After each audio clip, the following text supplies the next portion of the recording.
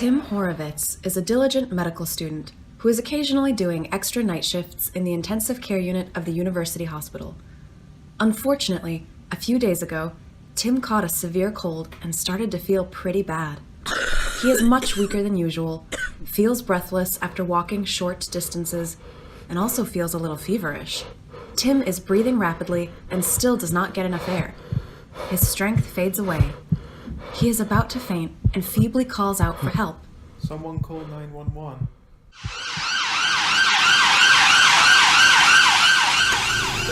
Please tell me what happened. Mr. Horovitz is a 24-year-old male patient who has been found in unstable condition on the stand of a football field with dyspnea, coughing, confusion, and sweating.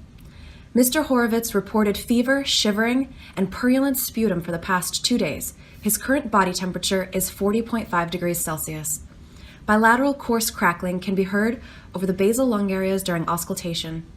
Vital signs are significant for hypotension, tachycardia, tachypnea, and an oxygen saturation of only 89%.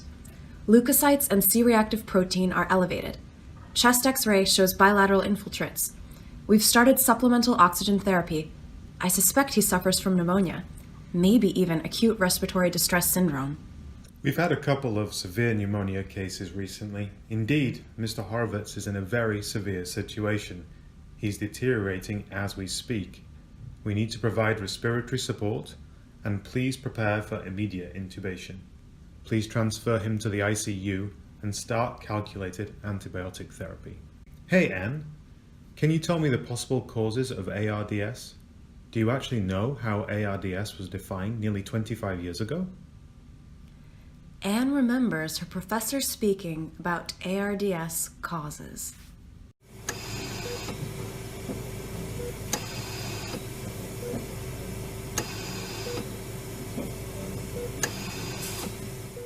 After watching this teaching lecture, you will be able to diagnose ARDS using historic and current definitions, explain the so-called Berlin definition of ARDS, differentiate between pulmonary and extrapulmonary causes of ARDS, understand the clinical presentation of ARDS, and initiate adequate treatment strategies in patients suffering from ARDS. Well, indeed, ARDS can ensue from many different causes. There are various etiologies of ARDS, but definitely pneumonia is the #1 cause worldwide.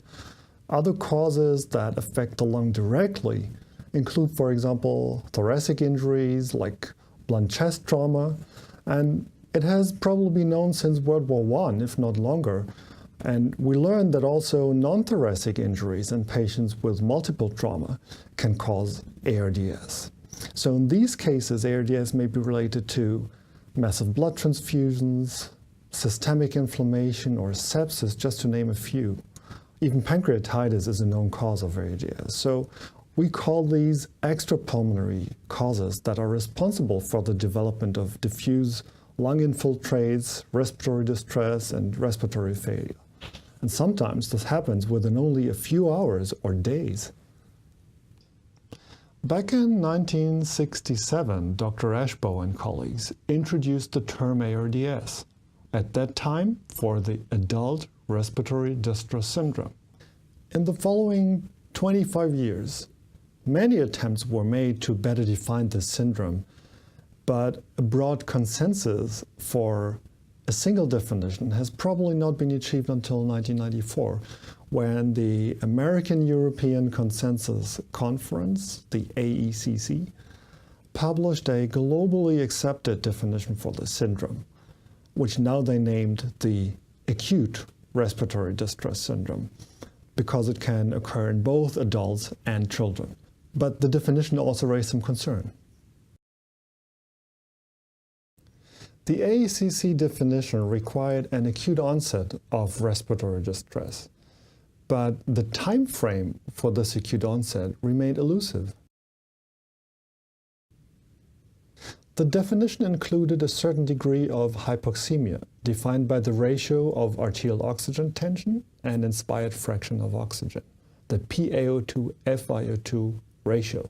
However, this ratio can vary largely depending on the ventilator settings that are being used. The definition included X-ray diagnosis of lung infiltrates, a diagnostic tool with limited reliability from one rater to another. The definition also required pulmonary wedge pressures of below 18 centimeters of water, but measuring wedge pressures requires sophisticated technical equipment, so the insertion of a pulmonary artery catheter may not be available in a number of ICUs. Some of these concerns were addressed by the Berlin definition. That was in 2011 when a panel meeting of the ARDS definition task force was arranged in Berlin. So that task force reviewed available data, clinical and experimental, in an effort to address some of the limitations of the AACC definition and to forge a new and better definition of ARDS. As a result, the so-called Berlin definition of ARDS was published in 2012. It is endorsed by critical care societies across the globe. And this is how we define ARDS today.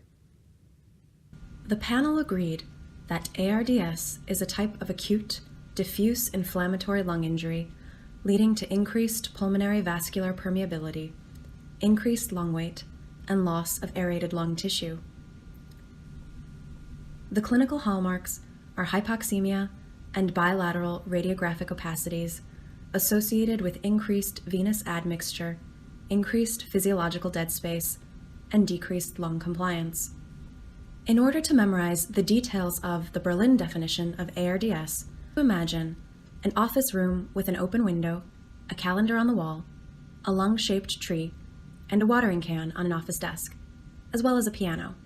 The Berlin definition is defined by 5 major criteria that are timing, chest imaging, origin of the edema, oxygenation, and ARDS severity.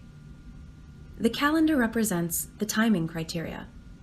The onset of ARDS is defined as within 1 week of a known clinical insult or new or worsening respiratory symptoms. The chest imaging and origin of edema are represented by the plant and the watering can. Bilateral opacities indicating pulmonary edema on chest radiograph, or CT, are defining criteria of ARDS. Imagine oxygen flowing through the open window into the office room. This represents the oxygenation criteria of the Berlin definition. ARDS is defined by a PaO2 to FiO2 ratio of less than 300 millimeters of mercury, with a minimum positive end expiratory pressure of at least 5 centimeters of water. The term acute lung injury from the AECC definition was removed from the Berlin definition. Finally, let's take a look at the piano in the room. The ARDS severity is categorized by the PaO2 to FiO2 ratio, which is also known as the Horowitz index. 3 ARDS severity categories were defined based on patients' PaO2 to FiO2 ratio. Mild ARDS is defined by a P to F ratio of 200 to 300 millimeters mercury.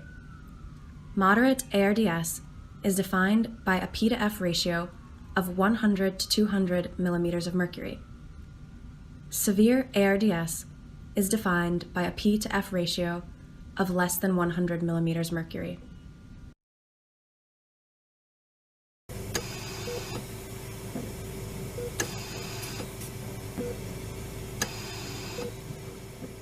The treatment of ARDS patients includes treating the underlying condition, like pneumonia or pancreatitis. The cornerstones of ARDS therapy are lung protective ventilation with low tidal volumes, prone positioning, and the administration of neuromuscular blocking agents. Additional therapies, such as the inhalation of nitric oxide, early enteral nutrition, and fluid management, play a very important role. The goal of mechanical ventilation is to preserve adequate oxygenation, decarboxylation on the one hand, and to reduce oxygen toxicity as well as ventilator-induced lung injury on the other hand. When talking about lung protective ventilation, we have to talk about the fraction of inspired oxygen as well as the level of PEEP. Both have to be titrated to reach a sufficient oxygenation of the patient. In most cases, at least 90% should be reached, but it can differ in special circumstances. Lung protective ventilation with low tidal volumes, and that means 6 milliliter per kilogram predicted body weight or even less, have shown to reduce mortality of ARDS patients. It is important to limit plateau pressures to 30 centimeters of water at the same time. Prone position of the patient may rapidly improve oxygenation by recruitment of additional lung zones and may allow for the reduction of inspired fraction of oxygen. Prone position has also been shown to reduce the mortality of ARDS patients. The administration of neuromuscular blocking agents can be used in the early phase of ARDS to further reduce mortality of the patients. This is possibly because of a reduction of asynchrony between the ventilator and the patient, which is an important stress factor for the lung and causes additional shear forces in the alveoli. Extracorporeal membrane oxygenation is a rescue therapy that can be considered in selected patients who suffer prolonged refractory hypoxemia and do not reach adequate oxygenation with mechanical ventilation alone, despite low tidal volume ventilation, prone positioning, and the administration of neuromuscular blocker. Sometimes protective ventilation is only possible after an ECMO is inserted. Tim has been intubated and transferred from the emergency department to the ICU. He has developed moderate ARDS with a PaO2 to FiO2 ratio of 160 millimeters mercury that was caused by a bacterial pneumonia. With calculated antibiotic therapy, lung protective ventilation, as well as 2 extended sessions of prone positioning, his pulmonary gas exchange function has improved quickly. He was extubated on day 6 after admission and was managed with non-invasive respiratory support for the rest of the ICU stay. Tim was transferred to rehabilitation and finally made it home a few weeks later. In conclusion, please remember the following 5 take-home messages. 1. ARDS is an acute and potentially life-threatening deterioration of pulmonary function with impaired gas exchange. 2. The Berlin definition of ARDS includes 3 stages of disease severity, which are mild, moderate, and severe ARDS. 3. ARDS is most frequently caused by pneumonia, but extrapulmonary conditions may also cause ARDS. 4. Apart from treatment of the underlying conditions, ARDS requires a multimodal treatment strategy. This includes lung protective ventilation, prone positioning, administration of muscle relaxants in early stages, as well as supportive strategies. In the most severe cases, extracorporeal lung assistance, such as ECMO, needs to be installed as part of a rescue therapy strategy. 5. Using these multimodal treatment strategies, the high mortality of ARDS of around 40% has gradually decreased over the past years for patients treated in specialized centers. Patients with moderate or severe ARDS should ideally be transferred to such referral centers of excellence. ARDS is indeed a disease condition that requires a multimodal treatment strategy to provide the best quality of evidence-based care to our patients. Not all patients require all treatment strategies and all components of the strategy.